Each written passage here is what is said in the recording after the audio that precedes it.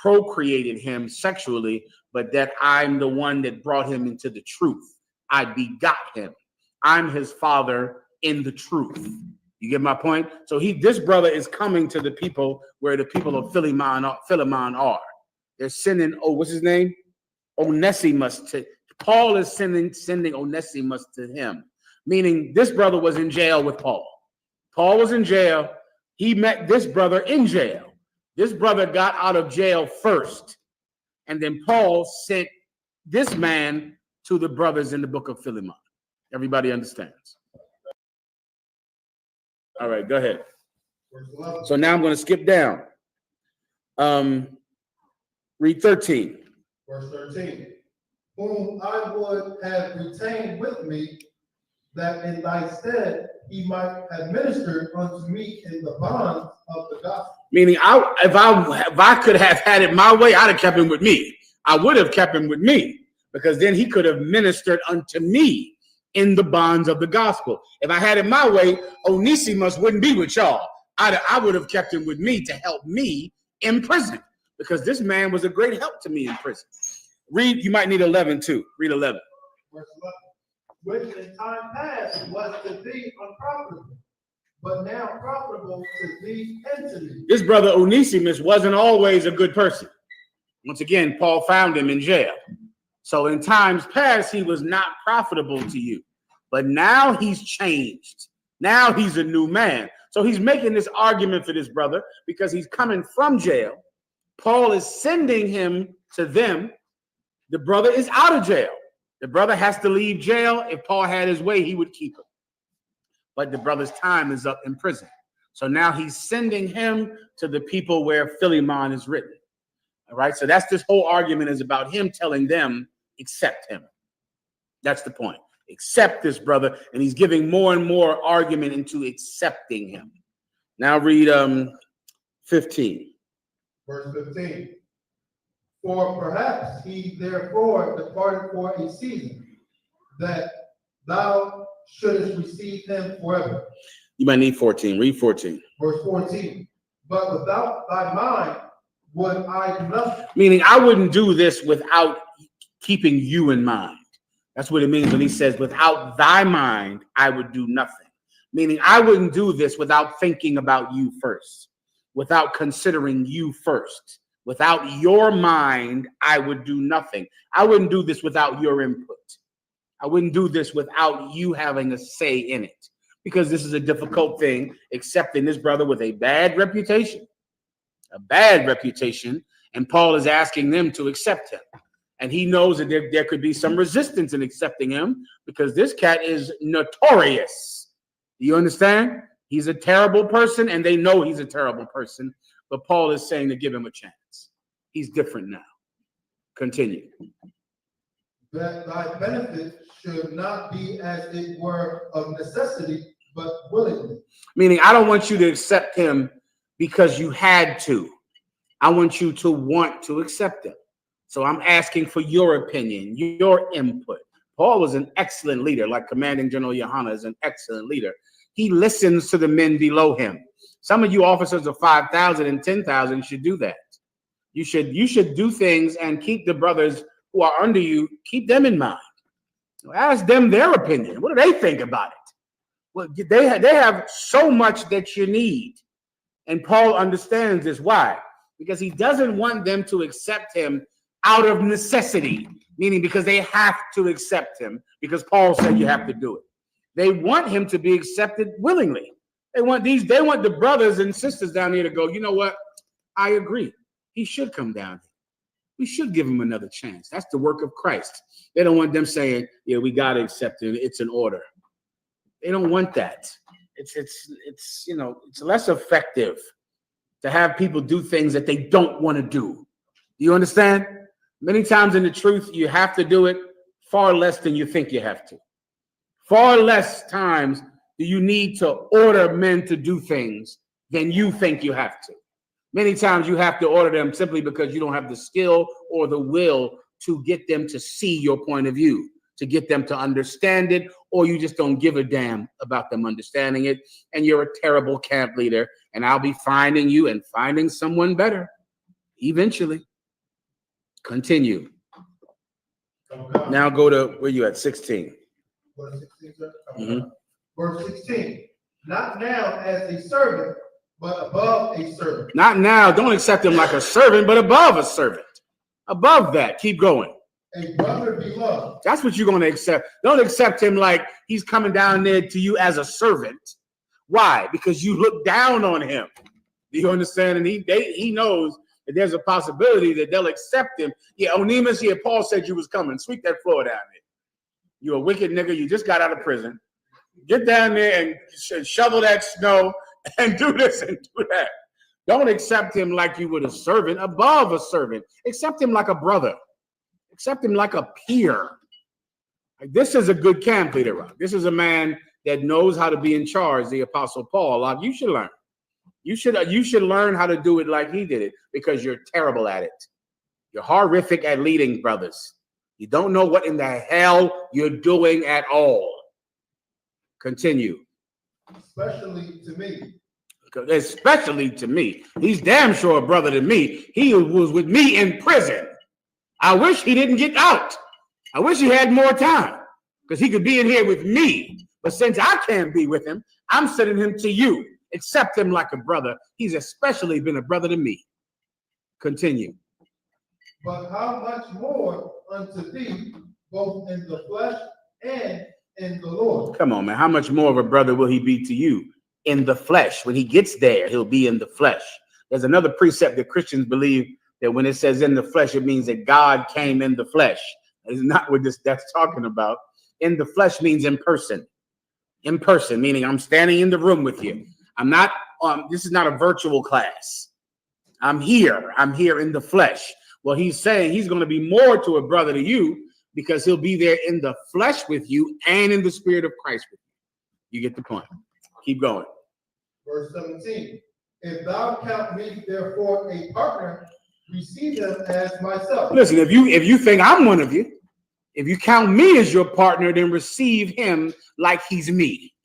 Receive him like that. This whole thing is about trying to make an argument that they should accept this notorious criminal who just got out of jail.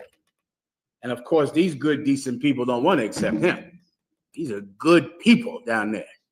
And they don't want to accept this cat straight out of prison. Paul doesn't want to force them to. He wants them to want to accept him. And he's making the argument to break their hearts, to make them understand that they should accept him. Keep going. Verse 18.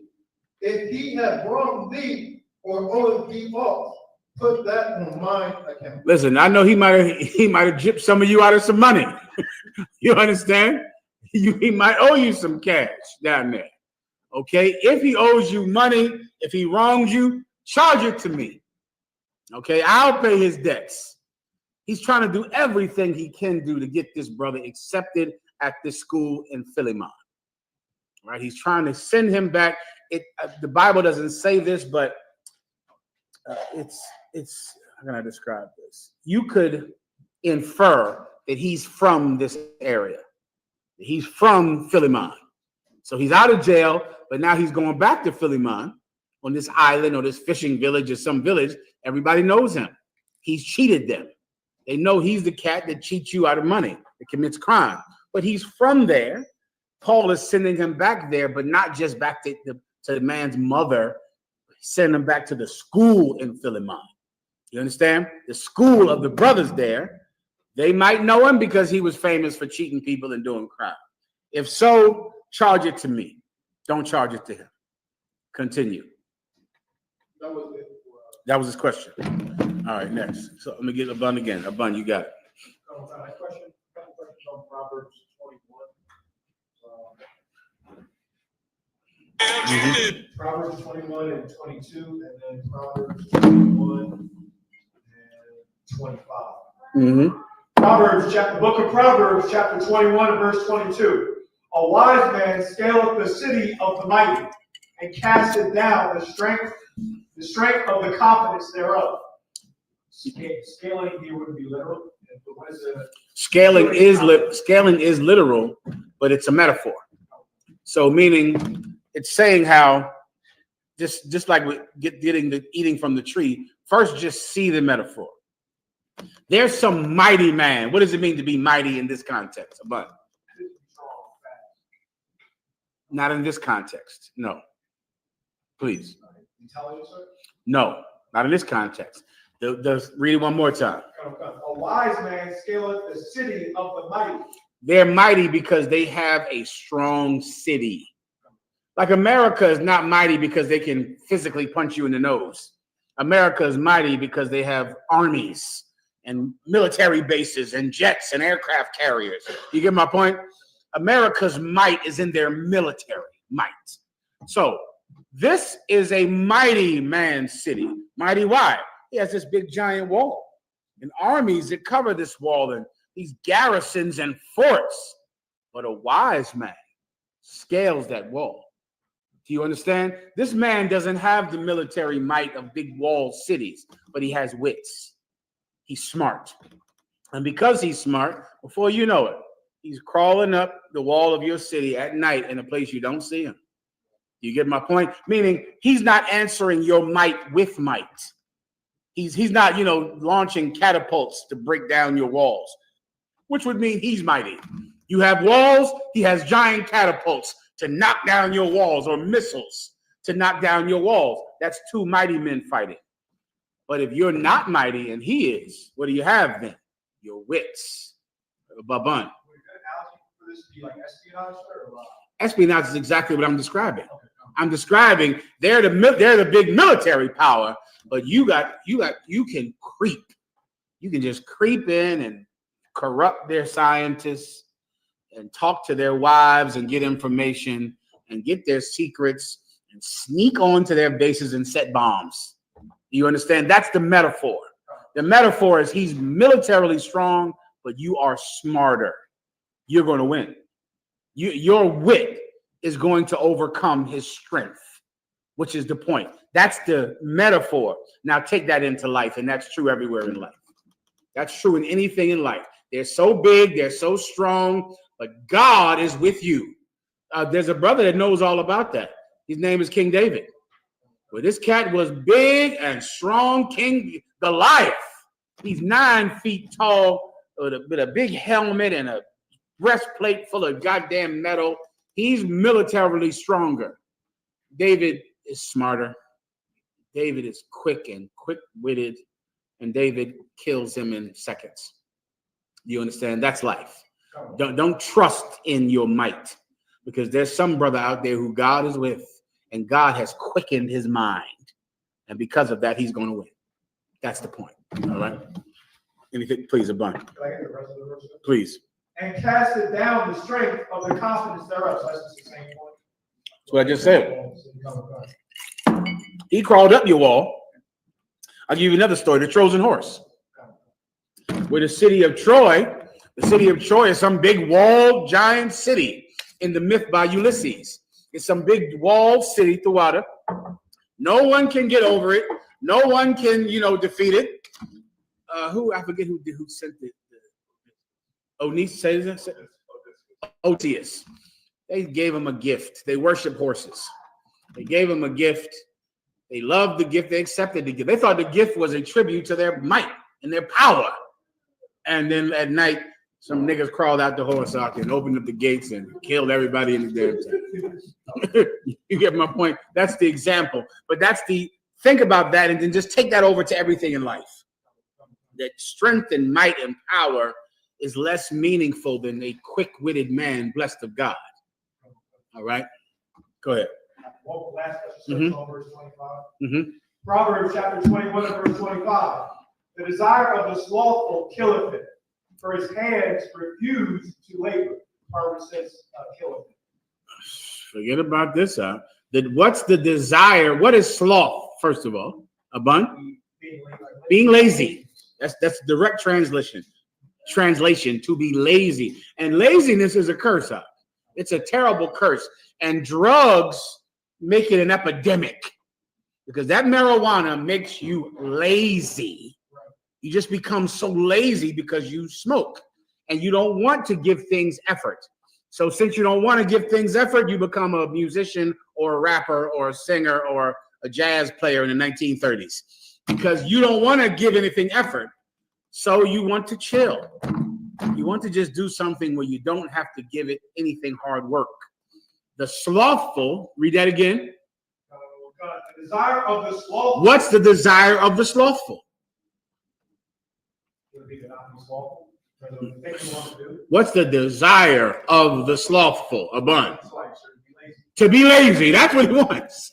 Right? He picks a career that allows him to smoke weed all day. That's the career. What career is best for me? Go to the bar, get high. Rapper. That's it.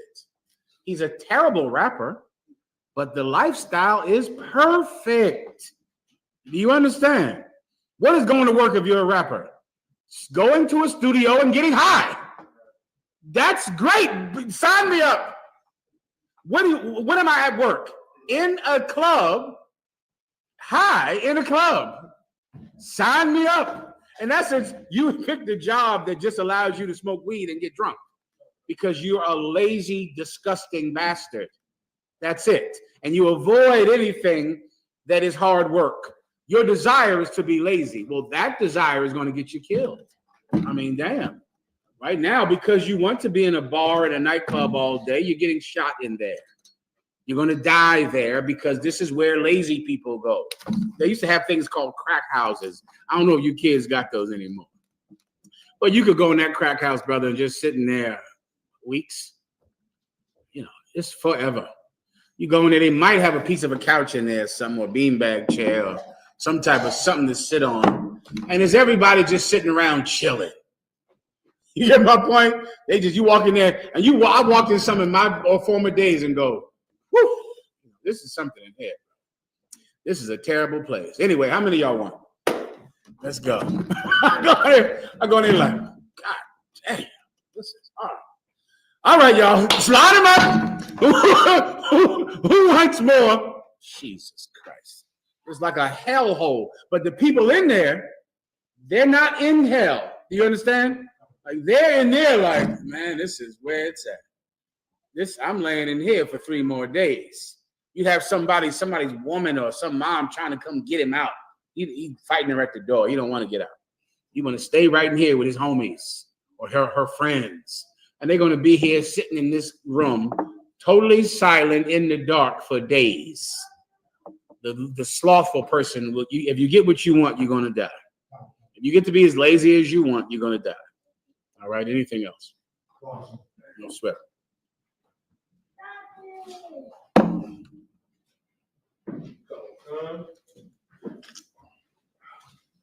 This is from Mark 1. He says, "Slap me, my Lord, if I may ask." In 1 Maccabees 2:34-40, did the Israelites who did not come forth for battle have a righteous spirit, or was it just plain ignorance? The water, my Lord, for your will. No problem. It'll be my pleasure to help you out. This sounds like he's speaking about the ones who would not fight on the Sabbath. Yeah, they were absolutely ignorant of the will of God. They were not righteous at all. At all. They were just like you fake Israelites out there that won't turn on the stove on the Sabbath day. You are like them. The Israelites today who are in fake Israelite groups who won't cook on the Sabbath, won't turn the heat on the Sabbath, won't make a sandwich or do anything on the Sabbath. You are like the people in this verse.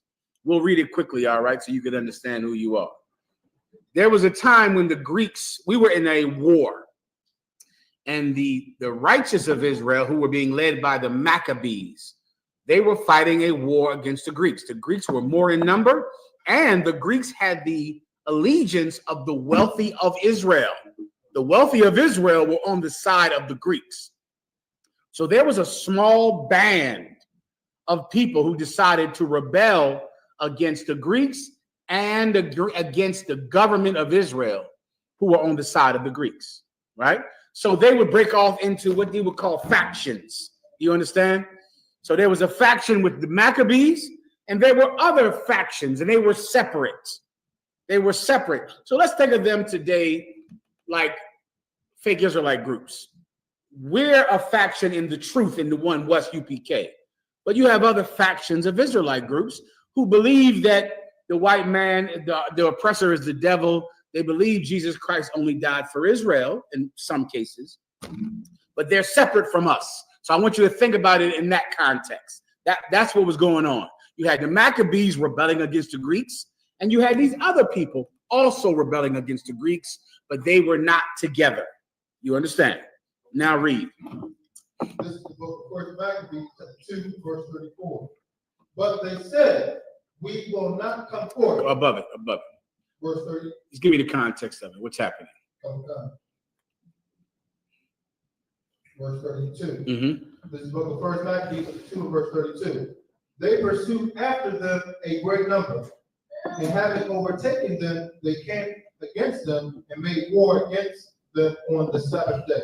And so this is a great number of the Greeks and Israelite allies came up against this faction, this camp of Israelites who were also rebelling against the Greeks. And so they came up against them, and imagine they're barricaded in a house somewhere, and an army is outside of the house. And this was on the Sabbath day. Continue. Verse 33.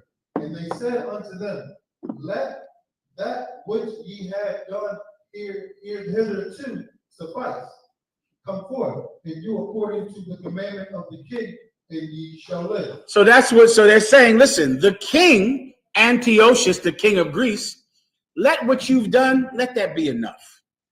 Give up. So they're asking for their surrender. They're saying, what you've done already, let that be enough. Don't do anything else.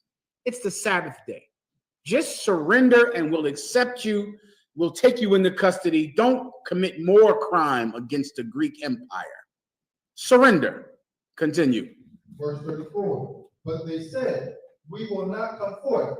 This Israelite camp said, no, we will not come forth. We will not surrender, which sounds like bravery. Continue.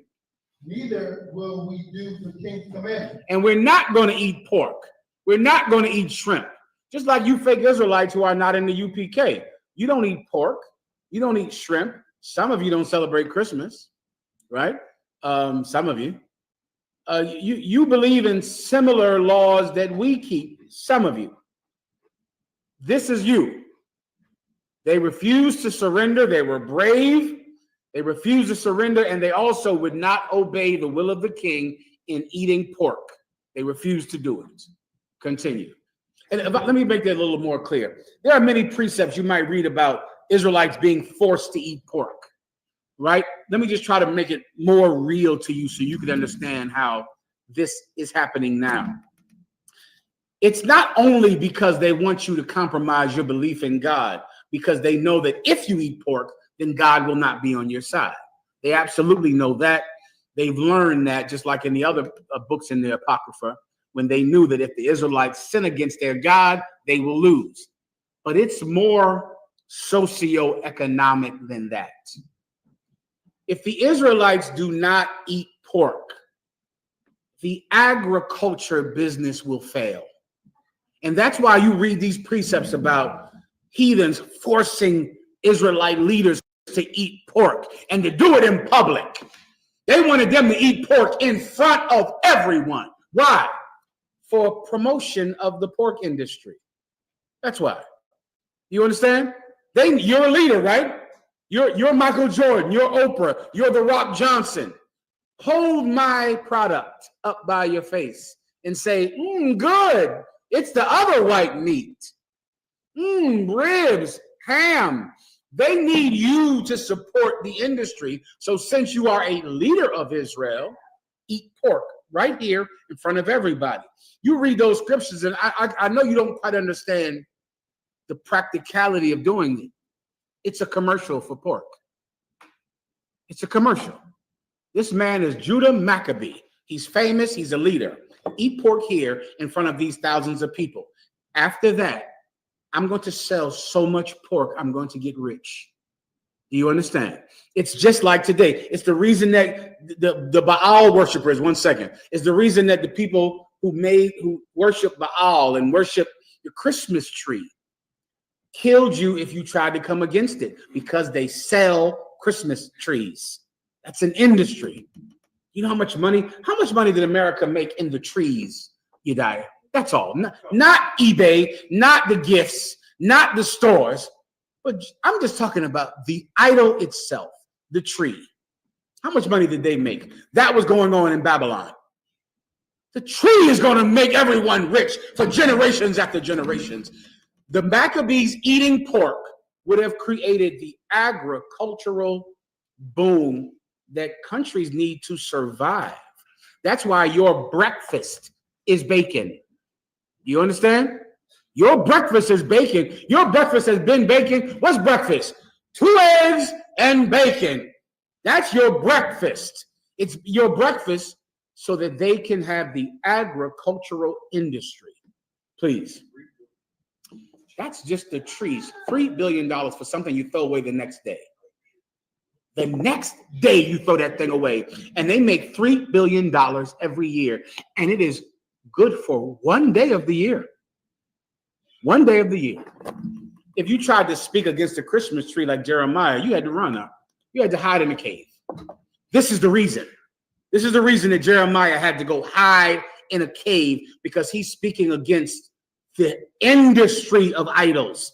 Paul talked about the artificers of idols, the people that made the idol. Well, in the Maccabees, brother, there was a pork industry that you really can't understand.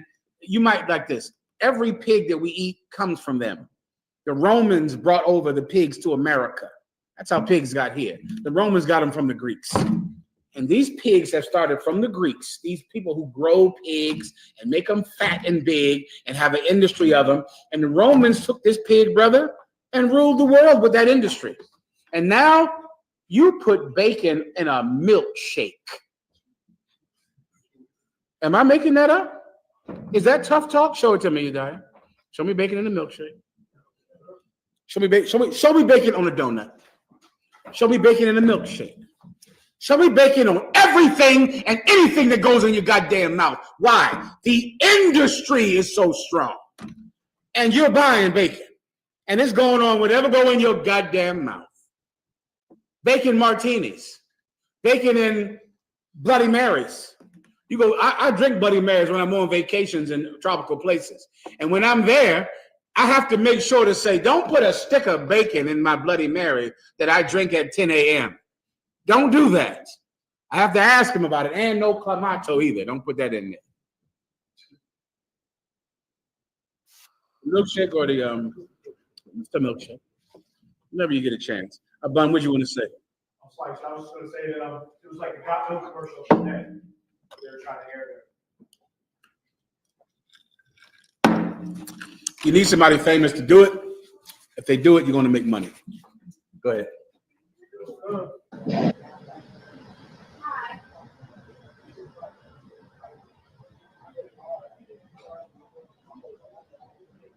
Picture will suffice to you, Diane. If you want to do this, it's up to you. I don't know what's going to be wrong.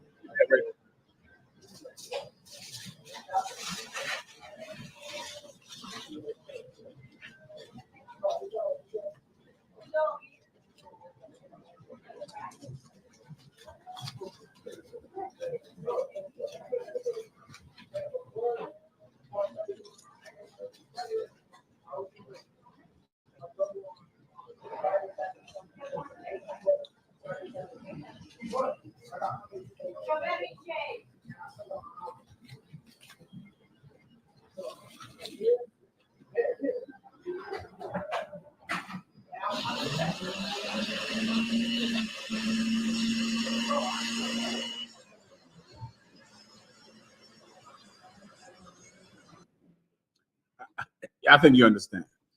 It's an industry. And when you read the Bible and you hear about eat pork, you better eat pork or we're going to kill you and your 7 sons. There's a practical monetary reason for it. It's always about money. It's about an industry. So now that's what happened here in Greece. I mean, in Israel, done by the Greeks. We refused to eat pork. They went around and was killing anyone who refused to eat pork. There was a group that refused to eat pork who were run by the Maccabee family. But there were other groups, just like there's the UPK under commanding General Yohana, and there's a 10 or 15 other fake Israelite groups who also disagree with obeying the king's commandment. What was the king's commandment? To eat pork. That's the commandment that we're speaking about right here. The king's commandment is that you had to eat pork. Everybody understands? Now read it again. But they said, we will not come forth, neither will we do the king's commandment to profane the Sabbath day. To profane the Sabbath day. Keep going. Verse 35. So then they gave them the bag with all speed. They say, listen, either you give up, either you come out and surrender, or you eat pork today. And they said, we're not going to surrender, and we're not going to eat pork on the Sabbath day. We're not going to profane the Sabbath day with committing an unlawful act on the Sabbath. Continue. Verse 36. Howbeit, they answered them not, neither cast they a stone at them. Howbeit, when the Greeks heard this, the Greeks didn't respond. And the Greeks didn't cast a stone at them. Keep going. Nor stop the places where they lay hid. Nor did they stop the places, meaning they let them just stay in these places. They left them in there. Continue. Verse 37. But said, let us die all in our innocence. What did they say? But said, let us die all in our innocence. They said, let us die in our innocence. Keep going. Heaven and earth will testify for us that ye put us to death wrongfully. They said, because it's the Sabbath day, we will not fight on the Sabbath. So we will die today in our innocence, and heaven and the earth will declare that we kept the Sabbath. We did not lift a sword or throw a rock to defend ourselves on the Sabbath. And heaven and earth will testify that we're innocent. They're like the IUIC, your random fake Israelites out there that don't cut a stove on the Sabbath day. That don't turn the lights on the Sabbath day. You believe you're being righteous. I hear you. You don't understand the Sabbath. But the Maccabees did understand the Sabbath. Keep going. Verse 38. So they rose up against them in battle. So what did the Greeks do? The Greeks rose up against them in battle. Keep going. On the Sabbath. Keep going. And they slew them. And they killed every last one of them. Go research something called Masada. Masada is the most holy thing to a so-called Jewish person. Masada is about this group of Jewish people that were conquered by the Romans. And the Romans came in and they refused to fight on the Sabbath. And the Romans just killed everybody in there. And the Jewish people tout that as exactly what you should do. Masada is held up in reverence in Jewish culture to be the most righteous people on the planet who refuse to fight on the Sabbath day. Those people do not understand the Sabbath. Continue. God. With their wives and their children and their cattle. Imagine that. The Romans came in there. They refused to fight. The Romans killed them, their wives, and their children and their cattle. And those men sat there going, Hashila Baba Shababa, head covered, fringes on my t-shirt. I will not cut the stove on. I will not cut on the stove. I will not open up the refrigerator. I will not cut on the lights. I know you feel righteous. You don't understand the Sabbath, however. Continue. To the number of 1,000 people. 1,000 people, men, women, and children, and cattle. Continue. Verse 39. Now when Mattathias. Now, this is a different Israelite group here. Do you understand? This is Commanding General Yohana's kind of Israelite group. This is one west. So when Mattathias Maccabee, when they heard about this, keep going. And his friends understood hereof. The Maccabees, they heard about what happened over there with those cats who refused to fight on the Sabbath day, and 1,000 of them got killed. Keep going. They mourned for them right sore. What did they do? They mourned for them right sore. Someone else give me Psalms 34 for a precept for this.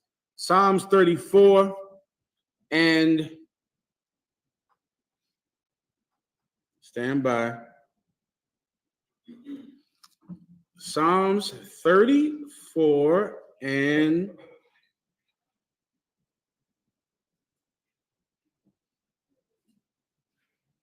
ooh, it's such a good precept for this right here. Stand by 1 second.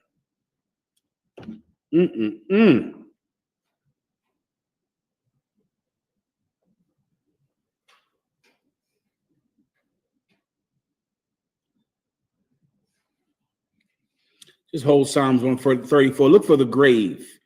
Look for the grave in Psalms 34. I can't find it, but it's right here in Psalms 34. Someone else do that while the brother is finding it. Read it from the top again. Okay. This is the book of 1 Maccabees, chapter 2, verse 39. Now when Mattathias and his friends understood hereof, they mourned for them right sore. Mm-hmm. Verse 40. Psalms 30 and 9. My apologies. That's the precept. Psalms 30 and 9. So when the Maccabees heard about these 1,000 Israelites that got killed because they refused to fight on the Sabbath, they mourned for them right sore. They were sad that 1,000 people died like this. Continue. Verse 40. And one of them said to another, if we all do as our brethren have done, and fight not for our lives and laws against the heathen, they will now quickly root us out of the earth. They said, listen, man, I'm so sad about what happened to them. And if we do the same thing, because eventually they'll come and get us on the Sabbath, especially now that they know that Israelites won't fight on the Sabbath. They're going to only kill us on the Sabbath. So if we do the same thing, then we'll be rooted out. This battle is over. This war is over. If we also will not fight on the Sabbath, just like our brothers in these fake Israelite groups, then this nation is over. We're finished. Continue. Verse 41. At that time, therefore, they decreed. At that time, when they realized that, they decreed. They made a judgment and they let everyone know what we were going to do from now on. Go ahead. Saying, whosoever shall come to make battle with us. If you decide to join this Israelite camp, you decide to join the Maccabees, if you decide to join us, whosoever that will come and join to the battle with us, go ahead. On the what? On the seventh day. On the what? On the seventh. On the Sabbath day. Go ahead. We will fight against them. We will fight. You come fight us on the Sabbath. We're battling. We're fighting. So they made sure everyone knew about it. You decide to fight us, we're getting into it on the Sabbath. Don't ever think that you can come attack us on the Sabbath and we'll lay down our swords and go Shabbat Shalom. Happy Shalom, happy Shabbat. Happy Shabbat Shalom, brother. Shalom. Now, we're not a Shalom camp over here. You fight us on the Sabbath, then you must want to die on the Sabbath. That's your choice. That's what you like. It's a free country. But we are fighting on the Sabbath day. And they made sure the Greeks knew. They made sure that everyone knew we are not the Israelite camp that will sit there and sit in a cold ass house because it's the Sabbath day and not turn the stove on the Sabbath day. No, that's not this Israelite camp. That is not who we are. And they made a decree to make sure the Greeks knew and everyone in Israel knew. Continue. Okay. And saying, whosoever shall come to make battle with us on the seventh day, we will fight against him. Neither will we die off as our brethren that were murdered in the secret place. We're not dying the way they died. You can forget that. That is not this Israelite group. So if you're out there looking for an Israelite group that doesn't turn on the stove on the Sabbath so they can all sit there, the little 5-year-old hungry as hell, sitting there shaking and shivering and facing the wall with you. That's not this group.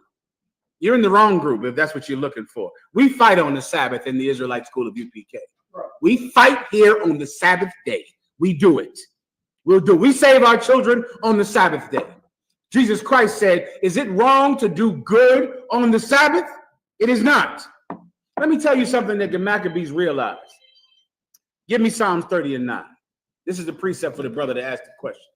And this is something you're going to need for this time of year. This time of year is a time of year of suicide. This is the suicide apex of the year. A lot of you out there, you're going to contemplate suicide now. You're going to contemplate killing your wife, killing everybody, killing your husband, killing your family. You're going to think about it because it's Christmas time. And Christmas time is an evil time of the year.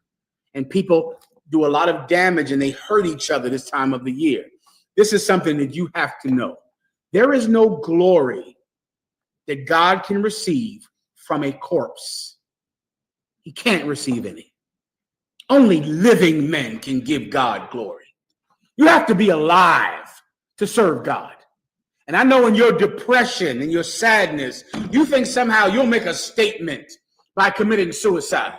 You know, once you kill yourself, then they'll know that they shouldn't have treated you like that. I know what you think. That's you. You think, you know what? They keep treating me like this. When I'm on the news, that's when they'll realize that you can't treat people the way that you treat them. You can't do him like that. A lot of you brothers need to, before you know it, you'll make some YouTube video. It'll be on YouTube when you're dead. And you'll be on there just saying, well, I did this so people could know that you can't treat people like this. Brother, you're not doing any heroic act unless you're alive. You got to be standing on your feet to serve God. You have to be alive to serve God. The heroes of God are living. He is not the God of the dead, but of the living. Give me Psalms 30 and 9. This is Psalm 30, verse 9. What profit is there in my blood? This is a man going to God saying, save me. What profit is there in my blood? What good am I doing, God, by saying I won't fight on the Sabbath day? So I'll just stand there and pray, Shabbat Shalom, Shabbat Shalom, wackety, wackety, whack, whack, kill my kids, kill my wife. Now I'm innocent and I've served God. What are you doing? God isn't served by corpses. God is served by living men who can speak his laws and enforce them. What, are you going to die and serve God? Yeah. You can go ahead. I'll get just another corpse then. And you're forgotten soon after. Please. You just precept as like something to break down how Martin Luther King wanted everybody to just get punched in the face and get bit by dogs. You know, I totally forgot that as I'm breaking this down. I don't know how I forget that. That's why I need you. Give him a hand. I totally forgot about Martin Luther King and that is the doctrine of Martin Luther King. Dogs bite me, shoot me in the head, beat me up, I'm dead. Now I've done God a good justice. How in the hell have you done that? What are you even talking about? If we all follow Martin Luther King, we all die then. And we all just get beat up and shot and killed and get bitten by dogs. And we're gone. That's what the Maccabees saw. Well, if we do what they did, how in the hell are we going to have a revolution full of corpses and dead people? Somebody has to be alive to run the country, don't they? We're going to turn the stove on the Sabbath, sweetie pie. We're going to cut the lights on. We're going to speak at the camp on the Sabbath day. We're going to have a Sabbath service and blow your mind and come in here and teach on the Sabbath, which is working. And we're going to work on the Sabbath day. If it does God glory, if it serves our King, we'll do. And we're going to have sex on the Sabbath like you can't even imagine. You don't even understand the kind of sex we have on the Sabbath day. You would just cry if you even understood the sex that we're having here on the Sabbath day. We stand in front of the bed naked, say a prayer, and get into that bed and tie fire to that tail on the Sabbath. Then go cook afterwards. Then the bitch got to go downstairs and make a sandwich. I mean, I don't know. Listen, don't join this group. Stay away from here. Do not join. There's a lot of nice Israelite groups out there. You women in these Israelite groups, don't worry. Your husband won't even look at you on the Sabbath. Don't worry. He doesn't see you anyway. You understand? So you join that group, okay? In this group, your tail is in hell on the Sabbath day. Keep going. What profit is there in my blood when I go down to the pit? Shall the dust praise thee? Read that again. What profit is there in my blood when I go down to the pit? Shall the dust praise thee? Is the dust going to scream, Kwam Yashala, Yahweh Alawala Yahweh, Yahweh Akkad? Will the dust praise God? No. I have to live for God to receive praise. I have to be alive. There is no gain that God gets in your death. That is in some silly misunderstanding of Jesus Christ in your mind. Furthermore, Jesus Christ is alive. There is no profit that God can get from a dead man. None. None at all. Now, in your head, you're like, well, I'll just die for God. And then God loses a faithful servant. God needs faithful servants to receive praise. Read it again. What profit is there in my blood when I go down to the pit? Shall the dust praise thee? Shall it declare thy truth? Is the dust going to declare the truth? Who's going to teach the truth when you're dead because you got so depressed over your baby's mama and child support and your oppression, and they keep getting on your nerves at your job? But you believe in God, though. That's something. That's a heavy thing. That the people that kill themselves and commit some, act of terrorism, that kill everyone at their job and then kill themselves, or kill their baby's mother and kill themselves. Ask them if they believe in God. They're going to absolutely say yes. It will be on the YouTube tape they make. They'll say they believe in God. Well, if you believe in God, who's going to believe in him now? You're dead. No. In the Israelite school of UPK and the Commanding General Yohana, we do what? Eat from the tree of immortality. We're not dying. We're not in this to die. We're in this for you to die. I pray you understand.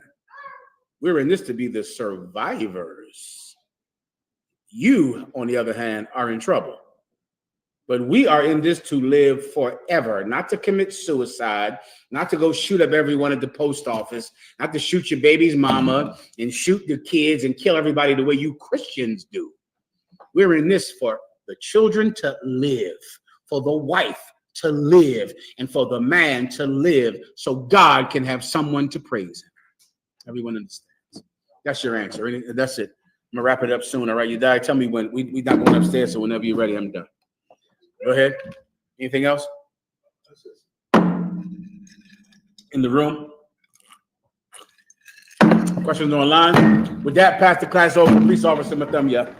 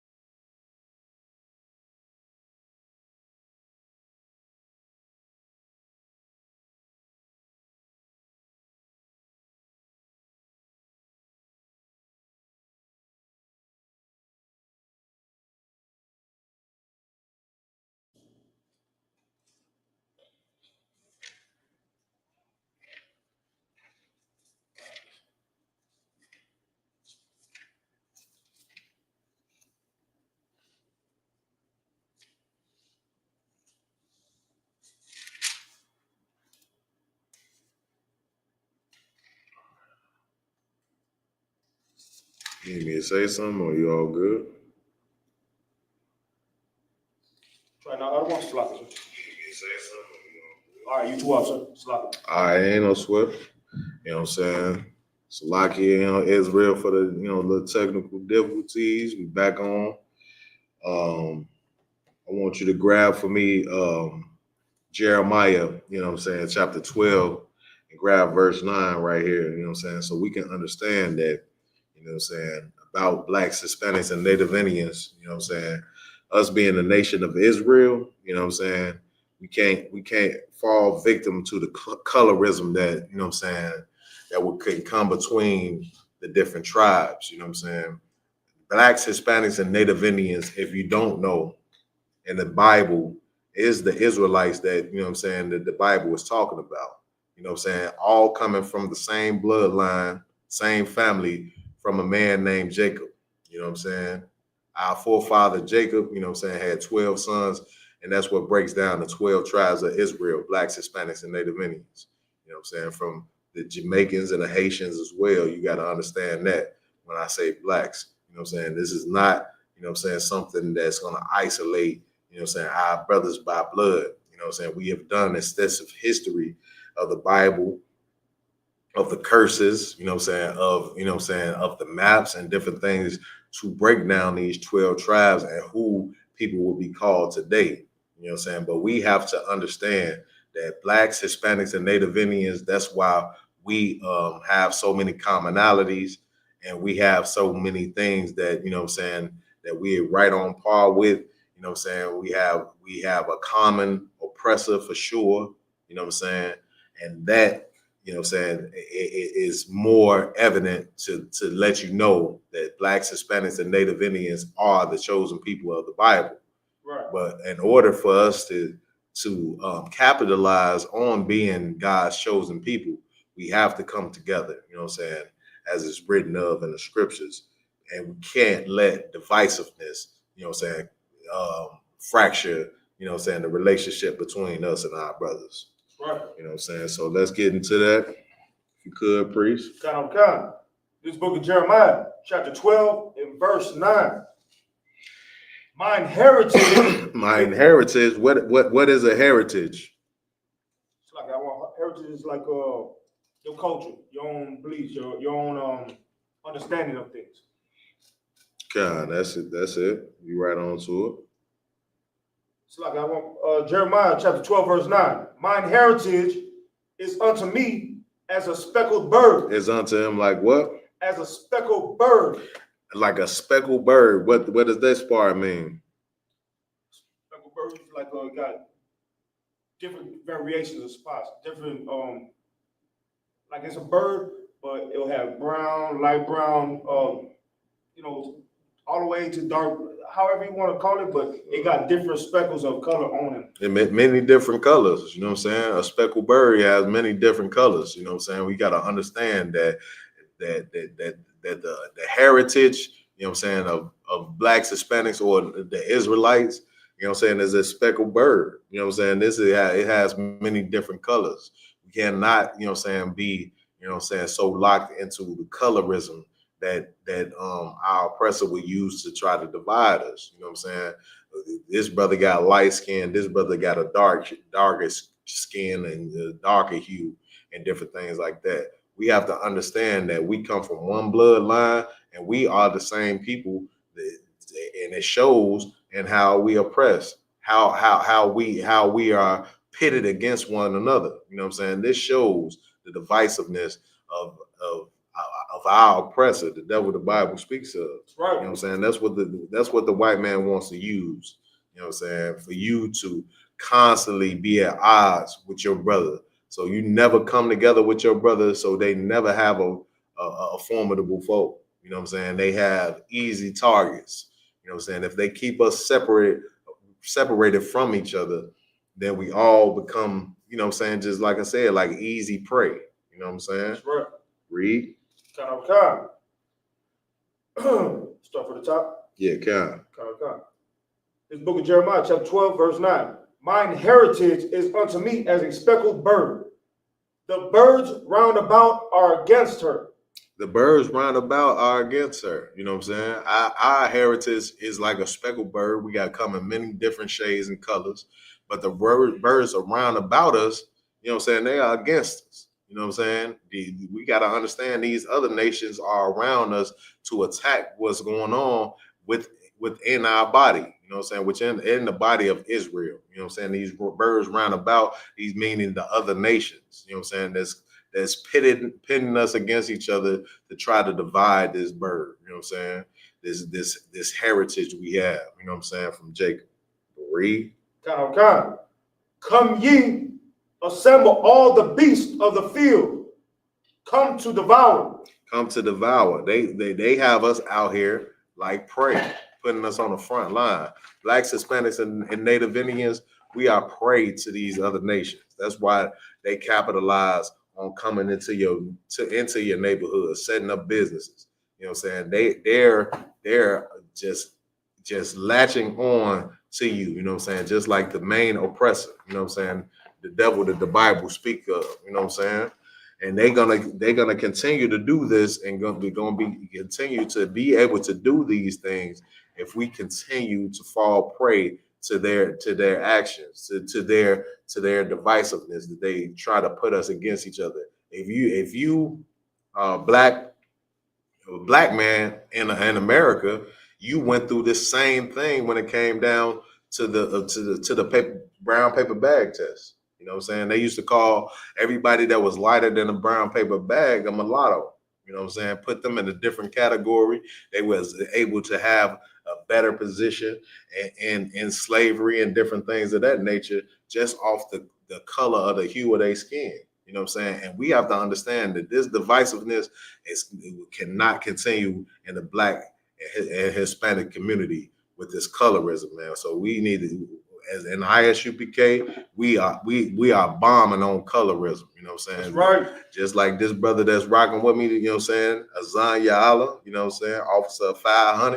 You know what I'm saying? In the ISUPK, this brother this is a light-skinned brother. You know what I'm saying? He has light skin, but he's my brother just like anybody else that can have my same skin hue. You know what I'm saying? And you better believe that. And we're going to ride for each other just like brothers. It's like I don't want. I got cousins darker than you. On the real. You know what I'm saying? The brother, Puerto Rican brother, man. I done seen some Puerto Ricans darker than me. On some real spill. You know what I'm saying? Kinky ass fro and everything. You know what I'm For saying? sure. And it's crazy. And it's crazy that you bring that part out because that's what people don't understand is that the same colorism that we have in the different tribe, because you have colorism, then you have tribalism. Right, you know what I'm saying? So because you have brothers that, you know what I'm saying, they ride or die by that Puerto Rican flag. Or now you got these FBAs, you know what I'm saying, separating our people, you know what I'm saying, from this person and that person. You know what I'm saying? Which is not the way that the Most High operates, man. This is a bloodline. This is deeper than, you know what I'm saying, some skin color or, you know what I'm saying, or the different oppression that we've been in. If you don't know, dumb, like we were all slaves for different, you know what I'm saying, different factions of these devils. You know what I'm saying? So just because a brother speaks Spanish, you know what I'm saying, you think that he didn't go through the type of oppression you went through. He just was enslaved by a Spaniard. You know what I'm saying? The same thing when it comes down to, you know what I'm saying, the black people in America, we was just enslaved by the English. But go ahead, preach. That's kind of like the brothers who are in Haiti or in Jamaica. Damn right. You know, they got oppressed by a different by the French. Exactly. You know what I'm saying? Mm-hmm. So they speak a different language, but we're still the same. We still have the same culture. Mm-hmm. It's just we're just different tribes. We're the same, but different tribes. Different tribes. You know what I'm saying? They did this. They did this as you know what I'm saying. All as this is formulated. This is playing chess. They playing chess with our people. You know what I'm saying? They playing chess with our people, honestly, and we not understanding. You know what I'm saying? And we not coming together like we supposed to. And that's the reason why we in the predicament we in to this day. Okay. But like I want you to. And just like you were saying, just to go off what you were saying, and it even comes down to like how you even know about the North American Indians. Mm-hmm. They were still the same people all throughout North America, but they just had different tribes, and that's how we are. You know what I'm saying? Like we're all of the same culture, but we just have different tribes. Kind of like with the North Americans, they were dealing with each other a certain way. Right. Same thing they did with South America. Same thing they did when our brothers came on the slave ships over here. You know what I'm saying? It's like we're all the same tribe. We had all the same oppression. Yeah, right. It's just we relocated in a different way at a different time frame. Damn right. You know what I'm saying? And there's nothing different than the so-called black man of America. There's nothing different than the Native Americans, the Haitians, the Jamaicans. There's nothing different. Right. We just went under captivity in a whole different time frame. Damn right. Damn right. And this is like, no, you on point. You on point. And then, but we got to understand too. It's not about, you know what I'm saying, because this is just one thing that I have an issue with as well when it comes down to, you know, brothers in America, you know what I'm saying, black brothers, you know what I'm saying, in America that feel like, you know what I'm saying, slavery just, you know what I'm saying, slavery, just the transatlantic slave trade from the west coast of Africa was the only oppression that happened. You know what I'm saying? When you know what I'm saying, it's documented that, you know what I'm saying, that Christopher Columbus, you know what I'm saying, showed up on, you know what I'm saying, the coast of Puerto Rico. You know what I'm saying? They got the Taino Indians and put them in slavery, you know what I'm saying, maybe 100 to 150 years before. You know what I'm saying? And these are facts. You know what I'm saying? These are facts that we have to deal with as blacks and Hispanics and know that that the Puerto Rican brother is our brother, just like, you know what I'm saying, the nigga on the street. You know what I'm saying? You know what I'm saying? And Puerto Ricans can say nigga. that's right. They can say nigga just like we can say it. You know what I'm saying? Because because we going through the same oppression, and that's our brother and our bloodline. Like the brother said, he got uncles, and you know what I'm saying, and I don't disagree with him at all. He got uncles and cousins that's darker than me. You know what I'm saying? It's like, we're gonna go ahead and say this also. It's like a lot of people in the world suffer from colorism, meaning this. It's like they'll accept how you say, like what's that man's name for the rapper who went to Africa, made lights and all that stuff. Oh, you talking about Akon? Akon, you know what I'm saying? Akon. Like black folks will accept Akon, Right, for sure. because of his color. Right, but that's not your people. Damn right. You know what I'm saying? Same thing with Hispanics. We'll go ahead and accept that. Well, in the world, they'll accept that Spaniard because they speak the same language. Right. But we're not the same people. Damn right. Damn right. That's exactly what we gotta somehow understand where the bottom line lays, and where we gotta disassociate from our oppressors, because those are our common oppressors. The Africans sold Negroes into slavery. Damn right. And then the Spaniards also enslaved Tainos, Incas, and so on. Damn right. So we have to find out and acknowledge where the dividing line is, and we're not like them. We have to deal with them, but we're not like them. You know what I'm saying? We gotta come back to our own culture. You know what I'm saying? Yeah, you're 100% right. And what's so heavy about what you're saying is that when it comes down to these other nations, like Akon, they show, you know what I'm saying, they show how much disdain that they have for your people. Like, you know what I'm saying? Like blacks and Hispanics, don't get me wrong, we're not living in harmony in the hood at all times. You know what I'm saying? Me and the brother, we was just having a conversation about different things that go on in the black and Hispanic hood, which, you know what I'm saying, it goes on in all black neighborhoods or all Hispanic neighborhoods. You have gang banging and, you know what I'm saying, and different people coming up against different people, you know what I'm saying? So we're not saying that, you know what I'm saying, it's always harmony, but the Africans are so vicious, like they show so much disdain for black people that they cannot even acknowledge the, you know what I'm saying, the things that you went through and the position that you in. They look at you and have the nerve, like Akon says all the time, black people are lazy. You know what I'm saying? Black people are, you know what I'm saying, they don't do this. And, you know what I'm saying, the reason why even this whole Afro beats movement, you know what I'm saying, the reason why they shows is so amazing is because, you know what I'm saying, the great African work ethic. You know what I'm saying? Like they not all on drugs and drugged out and drunk, you know what I'm saying? Like them old black performers. You know what I'm saying? When they stole and raped our culture just to make Afro beats, you don't have Afro beats if it's not for, you know what I'm saying, for Rastafari, and you know what I'm saying, from Rastas, you know what I'm saying, you don't, without Jamaican, the Benjamites, you know what I'm saying, which is black men, you know what I'm saying, and the West Indies. Without that music, you don't have no Afro beats, man. You know what I'm saying? And on the islands, we had bomba, Mm-hmm. and bomba is that's how we communicated in slavery to send messages. So bomba is like our oppressive music, and it was, and how you said, like, that's it was all with regular natural instruments and stuff, and it's like it was cultural, and us Puerto Rican, we still stick to that. But we said we always tend to forget what the oppressors did to us. Like, we just want to leave it alone. But a lot of times you can't leave it alone, because that right there will be detrimental to your own culture. Meaning this, that's why we got white people in Puerto Rico right now. Right, for sure. And they're asking us why our music is so loud. For sure. Why are we still there? You know what I'm saying? Like, they're trying to take so much from us because we allowed it, because you want to be so accepting that kumbaya, everybody got to be together. Everybody don't deserve to be together. Damn right, for sure. You know what I'm saying? And we're so heavy about what you're saying right now, we finna touch the scripture, you know what I'm saying, going into these same things, you know what I'm saying, with this colorism, and how, you know what I'm saying, our brothers was tricked into trying to assimilate, you know what I'm saying, off of the fact that, just like I was talking about the brown paper bag, just because you got more opportunity as a light-skinned black person, you try to assimilate to these people.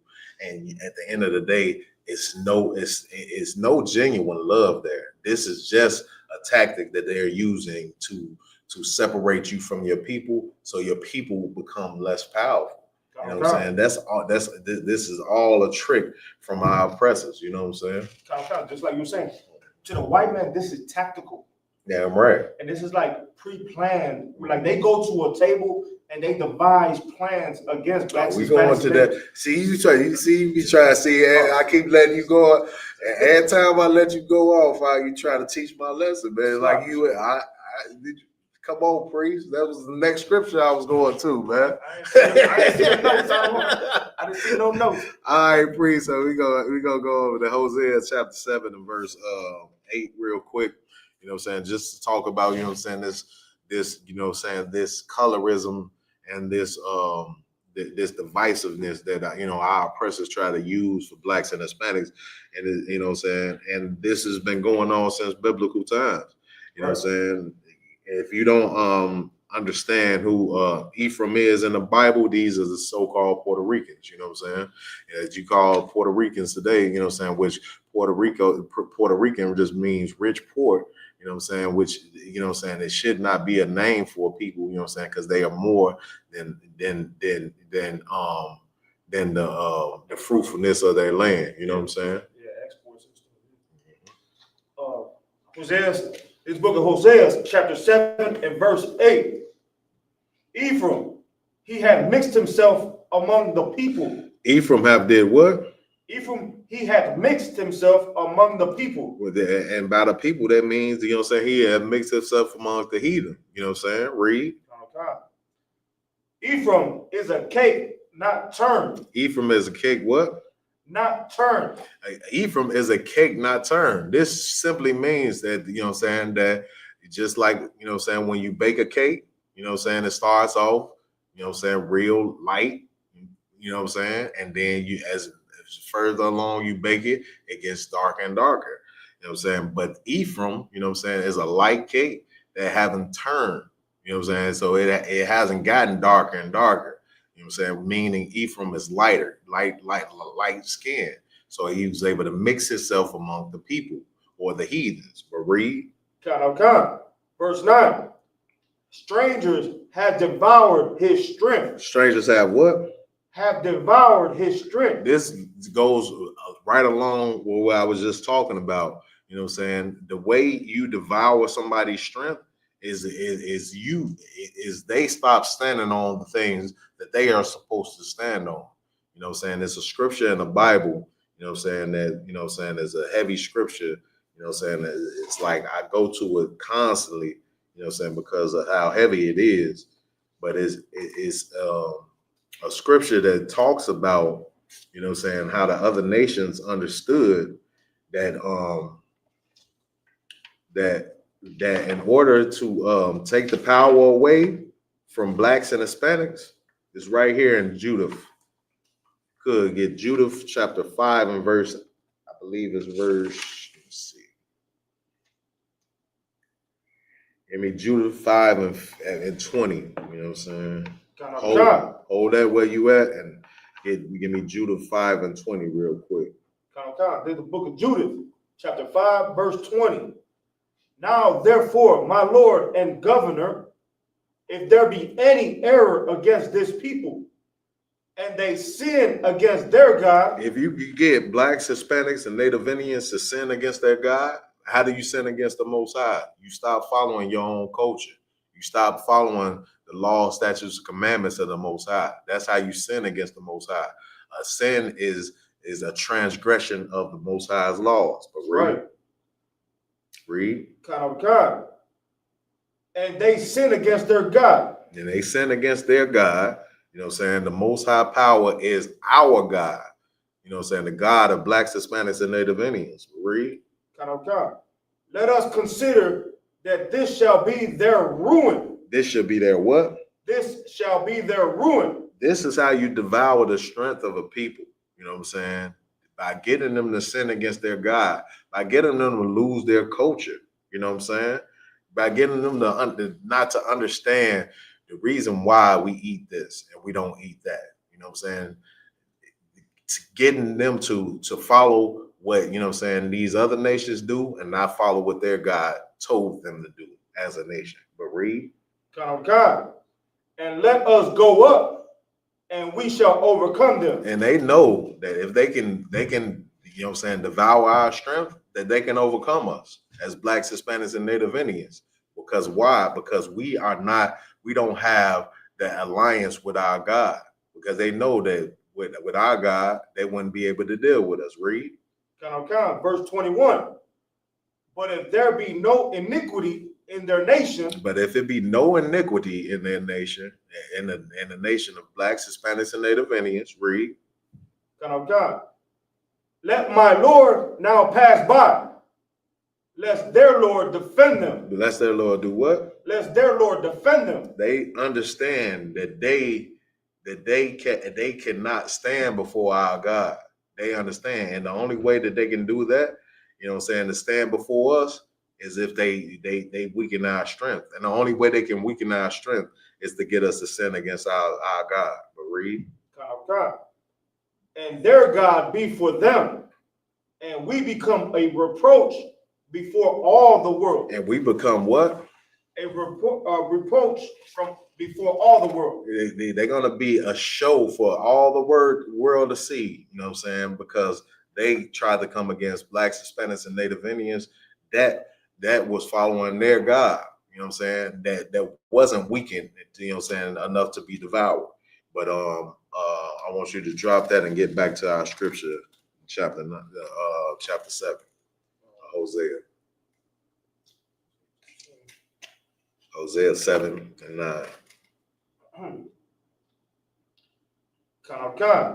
This book of Hosea, chapter 7, verse 9.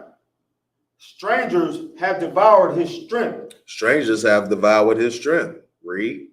And he knoweth it not. And he knoweth it not. Well, we don't even understand that we giving our power away to these other nations.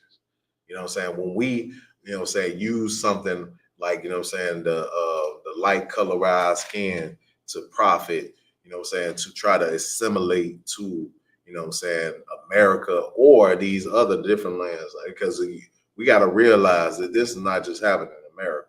This happens in Jamaica. This happens in Cuba. This happens, you know what I'm saying, and all of these other different nations. It's all of these. Why do you call, you know what I'm saying, a Hispanic man, an Afro Latino, you know what I'm saying? Because he has darker skin, because you're not you trying to diminish, you know what I'm saying, like what his power will be or his status will be, you know what I'm saying, by calling him an Afro Latino. You know what I'm saying? These are disparities that we are allowing, you know what I'm saying, into our nations to divide us, you know what I'm saying, but through colorism. Read. God. And he knoweth it not. Read. Yea, gray hairs are here and there upon him, yet he knoweth not. Yeah, gray hairs. You're getting older, but you're not getting wiser. You know what I'm saying? Because if you were wise, you will understand that this is a game being played. Read.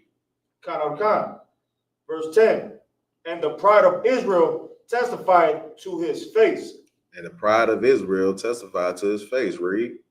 God. And they do not return to the Lord their God, nor seek him for all this. For all of this, we have no need to seek God, because we feel like, you know what I'm saying, if we assimilate ourselves to this, to these beasts that's around us, to these people, you know what I'm saying, we assimilate ourselves to America.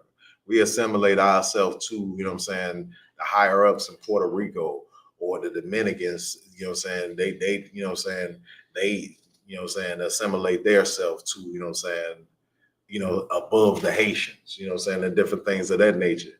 They feel like, you know what I'm saying, they don't have to come to their God. They don't have to follow the law, statutes, and commandments of the Most High, which is our downfall. Read. God. Verse 11. Ephraim also is like a silly dove without heart. Read. They call to Egypt, they go to Assyria. They call to Egypt, they go to Assyria. Why? Because this is where they can assimilate. This is what, you know what I'm saying, where they can, you know what I'm saying, the Assyrians are lighter skinned, you know what I'm saying? Like if they call to Egypt, you know, these are darker skinned people, you know what I'm saying? But this is where they feel like their strength is. But this is not gonna protect them, you know what I'm saying? Your colorism and the thing that you put your stock in is not going to protect you in this. You know what I'm saying? The status that America might say that you have because you're a lighter skinned brother, you know what I'm saying? That's not going to protect you. You know what I'm saying? When it comes down to it, the only thing that's going to protect blacks, Hispanics, and Native Indians is the Most High power. That's right. But read. This verse 12. When they shall go, I will spread my net upon them. I will bring them down as the fowls of the heaven. I will chastise them as their congregation hath heard. This is coming from the Lord itself. The Lord ain't gonna allow you to live high on a horse just because, you know what I'm saying, you have assimilated to these other nations, you know what I'm saying, through the color of your skin. You know what I'm saying? Read. God. He's gonna chastise you. He's gonna let you know, you know what I'm saying, like your true protection and where you are. He's gonna do everything that, you know what I'm saying, that all the punishments, you know what I'm saying, you will receive punishment for feeling like you can go this route. Read. God. Verse 13. Woe unto them. Woe unto who? Woe unto them. Woe unto them means destruction unto them. You know what I'm saying? That try this tactic. You know what I'm saying? That try to benefit like this. You know what I'm saying? Not following the law, not following the Most High's law, but doing everything, you know what I'm saying, in your power to assimilate to another nation. But read. God. For they have fled from me. For they have what? For they have fled from me. You have fled from, you know what I'm saying, the true spirit of who you're supposed to be. You know what I'm saying? If you feel like, you know what I'm saying, you could just assimilate to this land because of the color of your skin, you know what I'm saying, as a black, Hispanic, and Native Indian. And us black brothers, we have to get over the fact that, you know what I'm saying, that it is certain benefits that the lighter skinned brother is going to receive. You got to get over that goddamn fact and understand that your brother is still going to be in the same predicament you're in, if he does not follow the Lord's law. You know what I'm saying? But if he does follow the Lord's law, it's to come together with you and y'all benefit together. You know what I'm saying? Having the true privilege, you know what I'm saying, of what we supposed to have as Israelites, being God's chosen. Because that's the privilege that we supposed to be looking for, not American privilege that they gonna give you because you look similar to their people. You know what I'm saying? I want you to drop that out and get for me Psalms 83. You know what I'm saying? Which you so rudely you know what I'm saying, went to beforehand. It's like I want. No, you all good. I learned from the best. You all good, priest. As this goes to show this is one body, man. You know what I'm saying? One body, one mind. You know what I'm saying? It's like I want if I could. You got it. And when it comes down to our people as Blacks, Hispanics, and Natives, what we have to understand is the laws of the land are not even the laws of the Most High, which means is the laws of the land will allow you to smoke weed. Right, for sure. The laws of the land will allow you to be a whore. Right, for sure.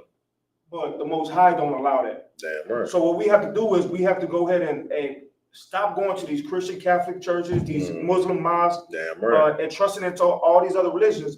And if we're saying this over here in the Israelite School of Universal Practical Knowledge, how about you come over here and ask us the questions? Damn right. And let us walk with you on your own journey. You know what I'm saying? Like we do this work 7 days a week. Damn right. So if you have a type of question that you can't get answered at your church, or you feel like it's misleading, we're here at your disposal for any question, and we're not here to lie like the Christian churches. Damn right. Damn we tell right. the truth. Damn right. And you know what I'm saying? If we do happen to say you can't smoke weed, and we give you the reason why, the scripture why, you have to accept that. Damn right. If we tell you you can't go outside and just disclose yourself to everybody, it's not us saying it. We're telling you because we're telling you what the Most High is saying through these scriptures. Damn right. It's not coming from us. We may be the messenger and telling you, but we do this we do this on behalf of the Most High. Damn right. And we do it. Get a brother. Yes, and we do this out of love. This is the reason why we having this class here. The reason why we have class all over the world. You know what I'm saying? The reason why Commander General Hanna is doing his show right now. The reason why General Muhammad just taught that class that he just taught. You know what I'm saying? Is out of love for your brother. You know what I'm saying? Out of love for Blacks, Hispanics, and Native Indians. And that's what we supposed to be. That's what we are supposed to be displaying in this world. You know what I'm saying? Not, you know what I'm saying, just love and selfishness to ourselves. You know what I'm saying? Because just because you profit, you know what I'm saying, right now, and you think you're living high on the hog, you know what I'm saying, you feel like, you know what I'm saying, you got the world at your disposal, you know what I'm saying, you need your people, you know what I'm saying, if you are Black, Hispanic, and Native Indian, you need your people to have any type of real success in this world.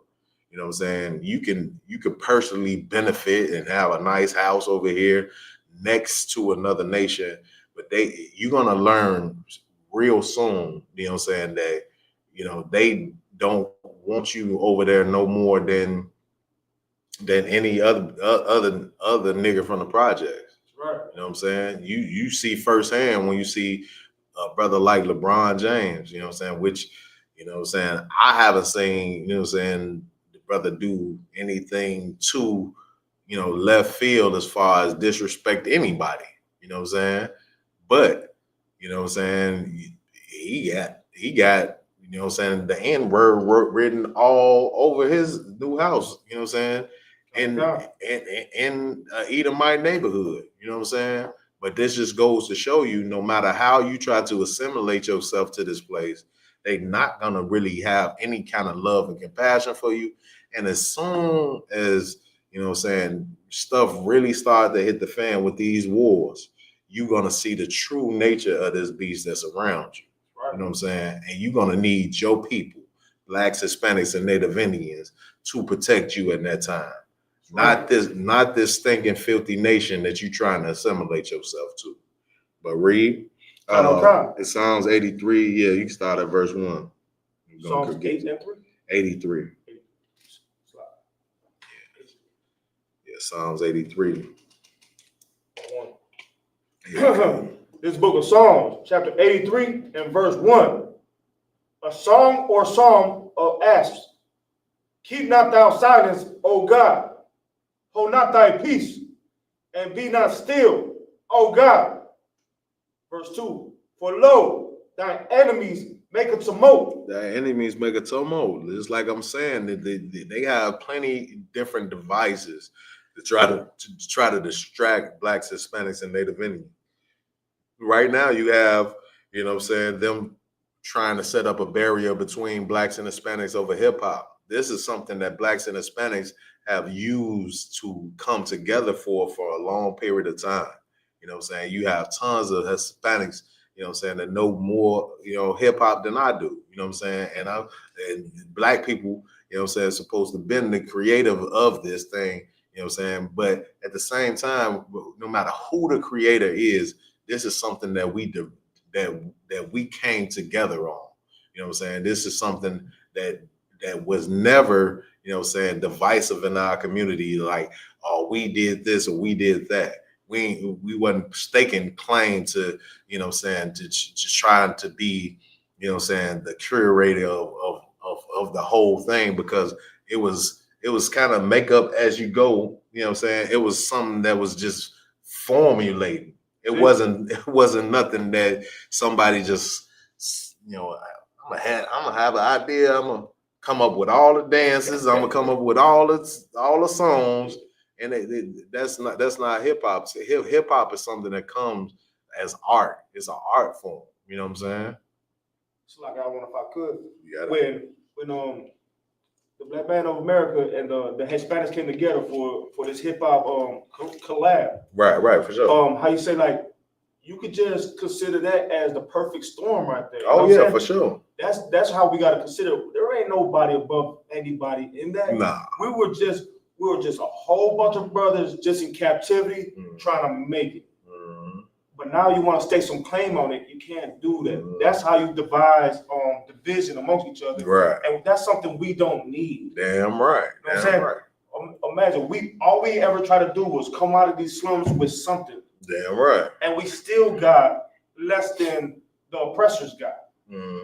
So when blacks and Hispanics are fighting over this or right. mishandling the situation, right, you understand that all you're doing is going against your own brother who wanted to go ahead and do something beneficial together.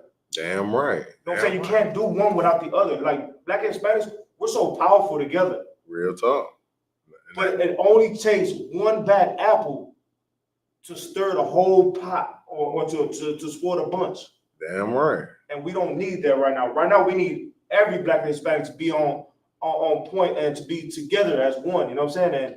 And not to fall into this division, this trap right here. Damn right. You know what I'm saying? You know what I'm saying? What you bring it out, it's so heavy, y'all. You know what I'm saying? Because this is what we need to be focused on as blacks, Hispanics, and Native Indians. Not division, but coming together and staying together. You know what I'm saying? Hip hop, you know what I'm saying? It's a great art form and all of that. And many people have had a hand in what it formulated to be. You know what I'm saying? Right. Just like, you know what I'm saying, Captain Kadazar and Captain Tazariak, you know what I'm saying? They just you know what I'm saying, was just talking about the whole Kokla Rock, you know what I'm saying, thing, to where, you know what I'm saying, he said out of his own mouth that he was inspired by a brother from the Lost Poets, which everybody, you know what I'm saying, with hip hop history understand that the Lost Poets had a big hand in the formulation of hip hop and how they used to speak their poems and different things of that nature. You know what I'm saying? If you have any history of hip hop, you understand this. But it was a Puerto Rican cat that inspired the so-called first MC. You know what I'm saying? So if you want to say hip hop, you know what I'm saying, was created by a black man and the first MC was a black man, Kokla Rock, that's fine. But he was even inspired by a Hispanic brother, you know what I'm saying, a Puerto Rican brother. You You know what I'm saying? They had a song called Pretty Nigga, you know what I'm saying? He was able to say nigga, you know what I'm saying? Right. As a member of the last poets, you know what I'm saying? That's it. But let's get back to the scripture, please. God. Verse 2. For lo, thine enemies make a tumult. They make a tumult, they make a, you know what I'm saying? They make a diversion, read. And they that hate thee have lifted up the head. And they that hate you, you know what I'm saying, blacks, Hispanics, and Native Indians, they have lifted up their head. They're no longer, you know what I'm saying, resting. You know what I'm saying? They feel the need, you know what I'm saying, to perk up their head. You know what I'm saying? That means that they're on alert, you know what I'm saying, that they got something that they need to deal with us. You know what I'm saying? It's like, I don't know if I could. You got it. It's like your oppressor is always watching. So once you guys come together, they have to do something to make you guys go backwards against each other. Damn right. Damn right. And they're so good at it. Mm-hmm. And we fall into that trap every time. Every time they come up with something, they devise something, as we gonna see in this scripture. Read. Verse 4. They have said, no, Slack, verse 3. They have taken crafty counsel against thy people. They have taken what? They have taken crafty counsel against thy people. They sit around at board tables just to, you know what I'm saying, devise plans for you, black, Hispanics, and Native Indians. Read. And consulted against thy hidden ones. They have consulted against thy hidden ones. The hidden ones, that you know what I'm saying, they have consulted against those brothers that, you know what I'm saying, that is hidden among you. You know what I'm saying? Read. Verse 4. They have said, come and let us cut them off from being a nation. Let us do what? Let us cut them off from being a nation. This cuts them off from being a nation. They don't want blacks, Hispanics, and Native Indians to know who we are. They don't want us to come together and form a strong bond where the Most High, you know what I'm saying, could have a strong bond that would be unbreakable. They don't want that. So right. Let us cut them off from being a nation. They're going to come together, you know what I'm saying, come together against, you know what I'm saying, all the brothers that have built us to be this nation. They're going to, you know what I'm saying, they're going to hide, you know what I'm saying, the fact that, you know what I'm saying, Yahweh Shah was a black man. You know what I'm saying? They're going to hide the fact, you know what I'm saying, of all the great things that Hispanics and Native Indians have done throughout the formulation of all of the world. You know what I'm saying? They're going to do all these things to cut us off from our power. You know what I'm saying? From us coming together as a nation. You know what I'm saying? Read.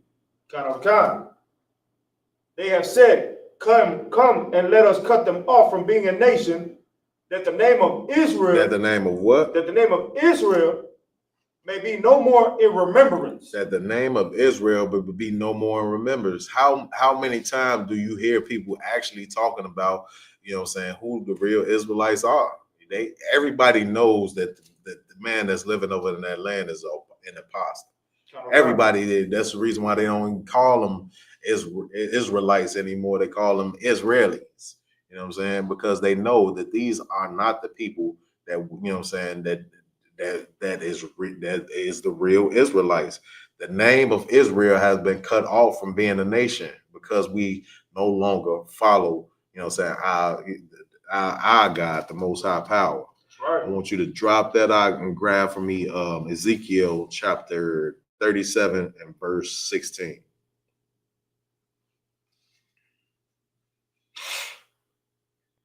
Because we as blacks, Hispanics, and Native Indians have to understand that this cannot no longer, you know what I'm saying, sit and be settled amongst our people, man. That's the vision that we allowing these oppressors to, you know what I'm saying, to inflict on us, you know what I'm saying? So let's not be influenced by the FBA, you know what I'm saying, and all these people that want us to be divided amongst each other. We have to understand that in the Bible, you know what I'm saying, and in real life is proof of history that we are all one people, blacks, Hispanics, and Native Indians. You know what I'm saying? We are all one bloodline. Right. You know what I'm saying? It's like 11 and 16? 37, Ezekiel chapter 37 and verse 16. This book is Ezekiel, chapter 37, verse 16.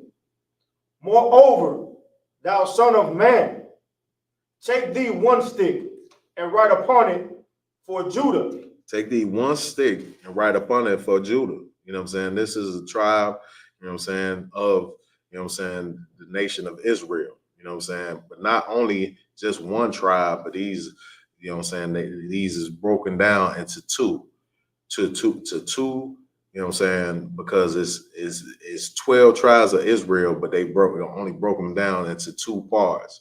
One part for, you know what I'm saying, for Judah, which will be considered, you know what I'm saying, blacks, you know what I'm saying, or so-called Negroes. You know what I'm saying? You'll have the Benjamites, which would be the West Indian brothers, and part of Levi. You know what I'm saying? That's right. You know what I'm saying? Which is our Haitian brothers. You know what I'm saying? Which will be divided in half. But read. And for the children of Israel, his companions. And for the children of Israel, which is who? His companions. This is his companions. These is the other 10, the other 9.5 tribes. You know what I'm saying? This is what, you know what I'm saying, that the nation of Israel would be divided into. You know what I'm saying? 2 sticks. But read. Then take another stick and write upon it for Joseph. For Joseph, this is the second part of the stick right here. Read. The stick of Ephraim, and for all the house of Israel, his companions. And his companions. This is the northern kingdom. I don't like to break it down into northern and southern kingdom, but that's how from a map standpoint, the way you can see it, the northern kingdom would be from Ephraim, and the southern kingdom would be from Judah. You know what I'm saying? And these 2 sticks. Read. Verse 17. And join them one to another into one stick. And join them what? And join them one to another into one stick. And join them one to another into one stick. This is what blacks and Hispanics and Native Indians is going to do. Join together and be one stick. You know what I'm saying? That's what you see when you see our 12 tribe chart in the ISUPK. You know what I'm saying? Blacks, Hispanics, and Native Indians, and all the 12 tribes that encompasses. You know what I'm saying? These brothers, you know what I'm saying, is all one stick, meaning one body. You know what I'm saying? This is one bloodline that you see when you see blacks and Hispanics and Native Indians join together. You know what I'm saying? We shall no longer be divided into 2. You know what I'm saying? I want you to drop that out and grab for me Jeremiah, and we're going to end it off with this. Jeremiah 50 and 33. Jeremiah 50 and 33. Okay. This book of Jeremiah, chapter 50 and verse 33. Thus saith the Lord of hosts, the children of Israel and the children of Judah were oppressed together. The children of Israel, like I said, that was divided. You know what I'm saying? The children of Israel, meaning, you know what I'm saying, the Hispanics and the northern kingdom, you know what I'm saying, and Judah, which would be the southern kingdom, just like how I just described. You know what I'm saying? Well, we were oppressed together. You know what I'm saying? That's what you see here in America. We've been oppressed together. You know what I'm saying? Read. And all that took them captives held them fast. And all that took them captive. So if you look at all the people that took blacks, Hispanics, and Native Indians captive, you know what I'm saying, from the French, like I said, you know what I'm saying, took the Haitians and the West Indian brothers, you know what I'm saying, like, you know what I'm saying, the Spaniards that took, you know what I'm saying, a lot of our Hispanic brothers, you know what I'm saying, like, you know what I'm saying, the English that took, you know what I'm saying, they held them fast. Go ahead, I don't want, if I could. Those Spaniards supposed to put a real good beating on us. Why you say that? Because we will accept them before anybody else. We just so brainwashed by all the doctrines and whatever they instilled in us, then we don't even know what's left and right. We just trust in what they said. I would say it was more probably of the opposite. You know what I'm saying? It was more of the, you know what I'm saying, like, you know, Esau, he's a cunning hunter, you know what I'm saying? So you got to think about it, you know what I'm saying, like that a lot of Hispanic brothers may have been swindled to, you know what I'm saying, constantly. And we just saying in the earlier scriptures where they kind of allow, you know what I'm saying, them to assimilate a little bit, you know what I'm saying, more. You know what I'm saying, attached to him a little bit closer, you know what I'm saying, like, you know what I'm saying, Judah and, you know, other tribes, you know, they always shun to the full degree. But the reason why, you know what I'm saying, our Hispanic brothers may have, you know what I'm saying, have issue with letting a lot of their philosophies go is because of probably how close they allowed them to be to them, you know what I'm saying, even though they still may, you know what I'm saying, the Hispanic brothers subservient, you know what I'm saying. I would never say, you know what I'm saying, they put them on the same level, but they probably kept them a lot closer, you know what I'm saying, which makes it a lot harder for brothers to disassociate themselves from, you know what I'm saying, because at least you treat me better than a Negro, you know what I'm saying, or a darker Hispanic. You get what I'm saying? That would be the issue. It's like I don't know if I could. It's hard to say that because if you go to Puerto Rico, we stick together, and this is like from light to dark. We don't really think about that. But how you say, like when it comes to you never see colorism when it comes down to actually not. Okay. What I would see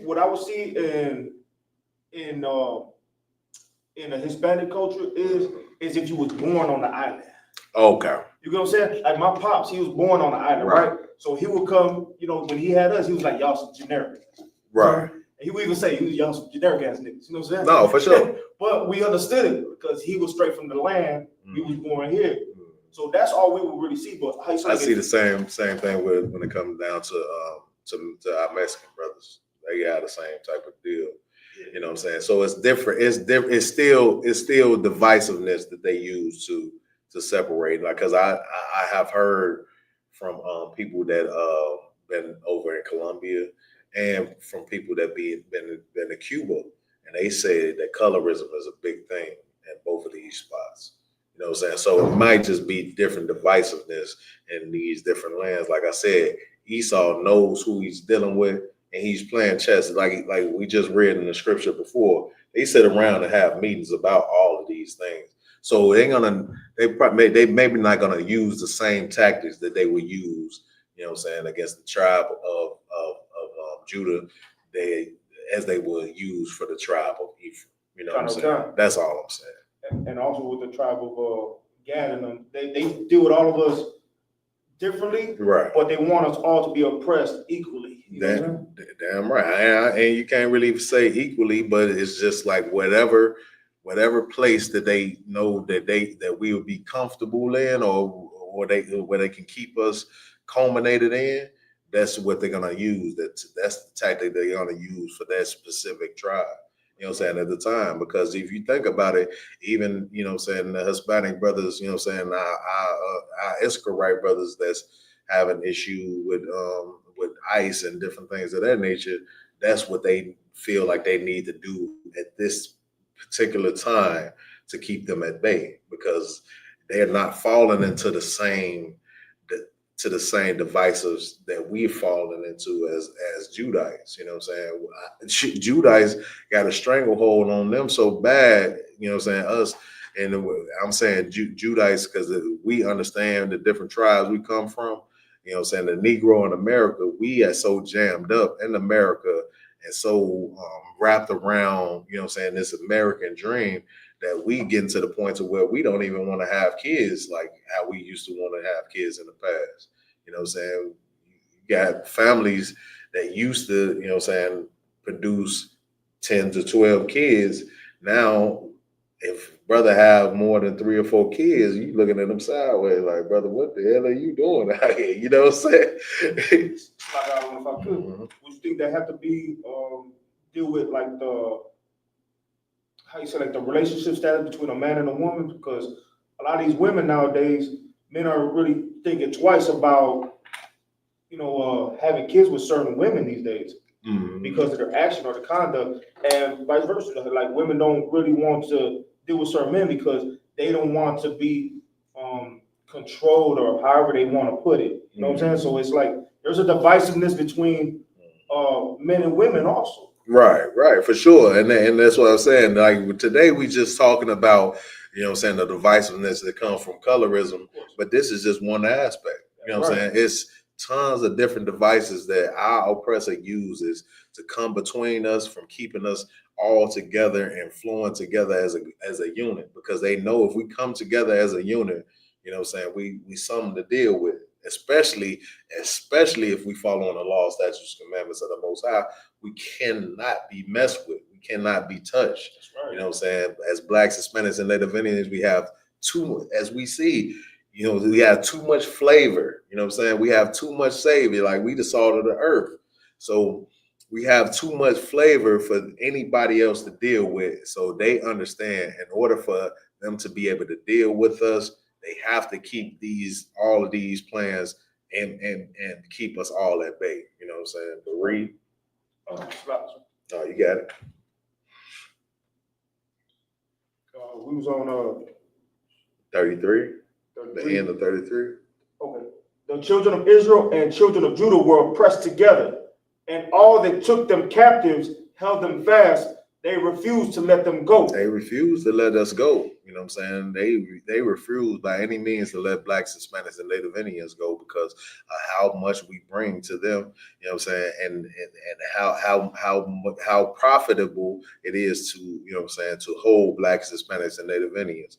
If you don't know, the same slaves that was in Egypt and built that up to be a tremendous kingdom is the same brothers and sisters that's building up, these Americas and all of these strong and powerful nations you see before you. You know what I'm saying? The same people in captivity. You know what I'm saying? And that's why they refuse to let us go. But read. Verse 34. Their Redeemer is strong. The Lord of hosts is his name.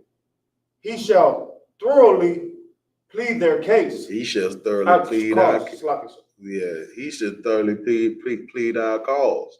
You know what I'm saying? And the Lord doesn't plead like you would think, like a lawyer pleads a case. The way the Lord pleads, you know what I'm saying, as Captain Marvel Quads would say, the way the Lord pleads is gun talk. You know what I'm saying? He pleads through, you know what I'm saying, thermonuclear war. Right. You know what I'm saying? Read. That he may give rest to the land and disquiet the inhabitants of Babylon. That he may do what? And disquiet the inhabitants of Babylon. Disquiet the inhabitants of Babylon. What does that mean, Pre? Shut their ass down. Babylon is falling. Rise no more. For sure, you know what I'm saying? And with that, you know what I'm saying, I'm going to pass the class off to priest and officer Azania Allah.